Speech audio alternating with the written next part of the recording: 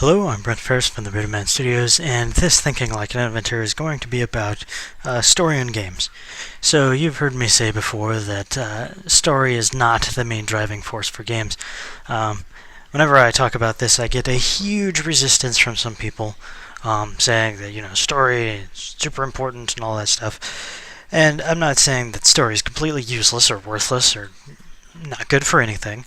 What I'm simply saying is that story is not the main focus when you go to games.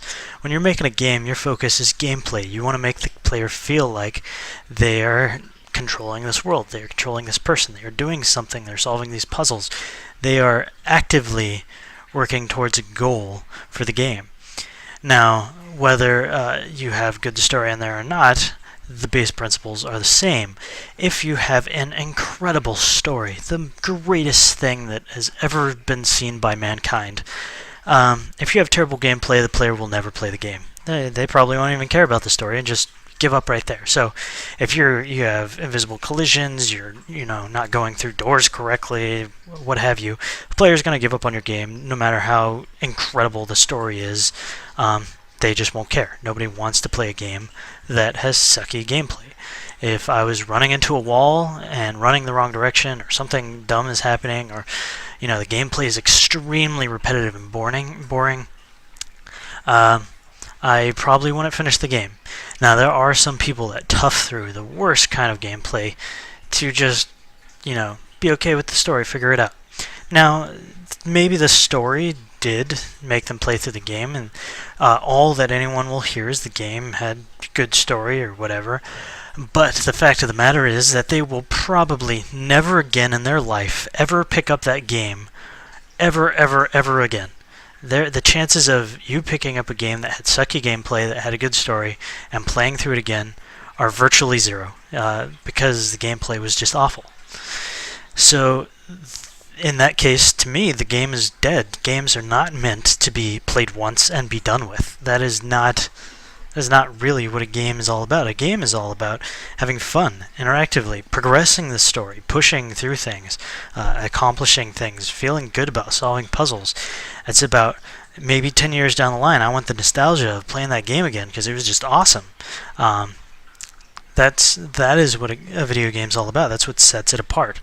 Replayability is the key to a game. You wouldn't buy a board game that you only play once, unless that was kind of the goal of the board game. But in that case, you'd feel like you're wasting money.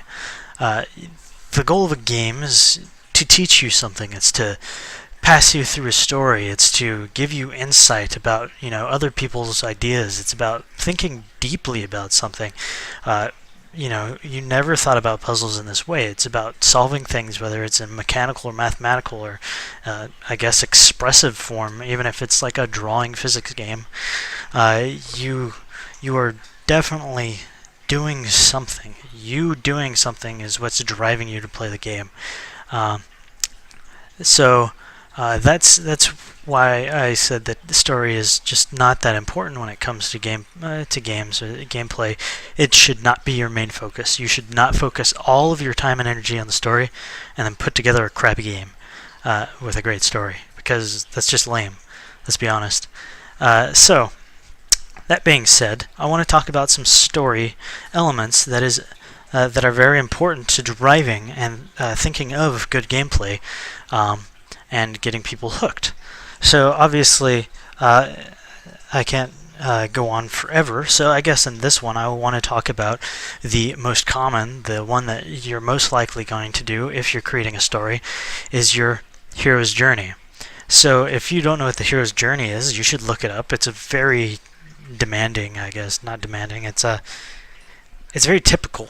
It's you don't think about it, but when you do, you can kind of see how important these elements are. So you have things in when it comes to the hero's journey, there's a few points. I'm not going to point out every single one of them. If you want to know every point to the hero's journey, just look it up online, say hero's journey. There's all kinds of like graph wheels and all kinds of other stuff. But there's main elements to the hero's journey that gets you hooked to the hero.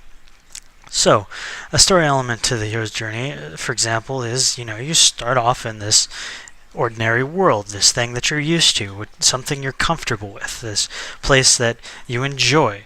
Think of Zelda. Zelda is a great example. If you think of Link, he always starts off in this peaceful little town, this great place he just knows and loves and that you could just get used to, you're comfortable in.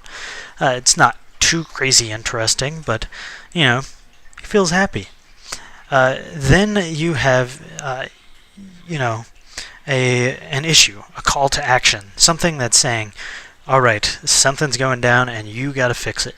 So something that is personally attached to the player needs to be presented, whether it's saving that princess, whether it's something was taken from you and you have to get it back. Something to your call of action, has to be laid out to drive the player to, or the character in this case, to need to go through his call of action. What is making him go do what he needs to do? Now your next step is going to be, you kind of obviously have inherently taught them the controls of the game through this introductory stage, but your next step is going to be that passing the threshold. If you've ever watched Lord of the Rings, it is the most prominent that I can think of heroic arc I can think of. So, you have Frodo, his call to action, he gets this ring, he's got to save the world, all this crazy stuff, and when he sets off on his journey, he's not the only hero. And when they get to the end of the fields, a line is said, he says, if I take one more step, this is the farthest from the Shire I've ever gone. And that is what's called passing the threshold. So you're getting past that's telling them passing the threshold. You're getting to your boundaries, something that you're very uncomfortable with, and once you pass this, you're just all in it. You got to just keep pushing. So you get to that threshold inside of the game. You get up there, you start to get ready to leave where you're going, leave your main place. For example, if you think of Zelda again from the Ocarina of Time, passing the threshold is not beating the boss at the Great Dooku Tree. Passing the threshold is after you beat the boss and you start to leave the forest. When you get out there and you're greeted by this talkative owl that will never shut up, and you finally see this land, it's presented to you as if you're passing your threshold. It's showing you this great land that you can go all over the place in. You're passing the character's threshold in that point.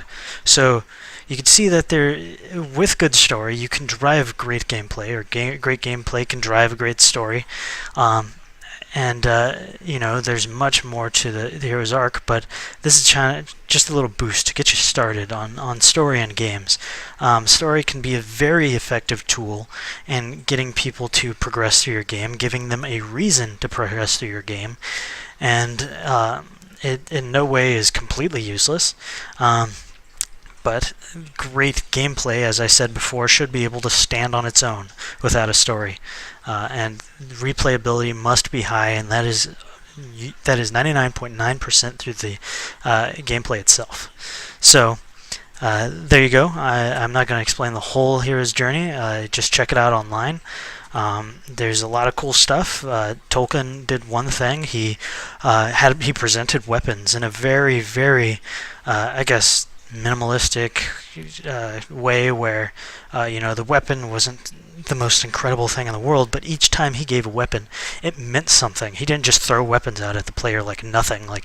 He didn't just toss a knife there and a glowy sword there and an awesome, incredible bow there. No, his weapons were very scarce, and that made them all the more important.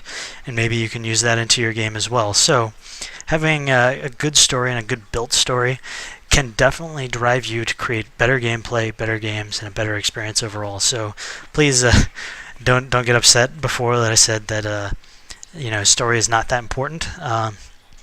In that context, I'm telling you that gameplay is extremely important. It is your main focus, and if it's anything else, ditch your story, change your story, do something differently in your story to suit better gameplay, because overall it's going to create a better experience and replayability. So keep that in mind, and until next time, have a good one.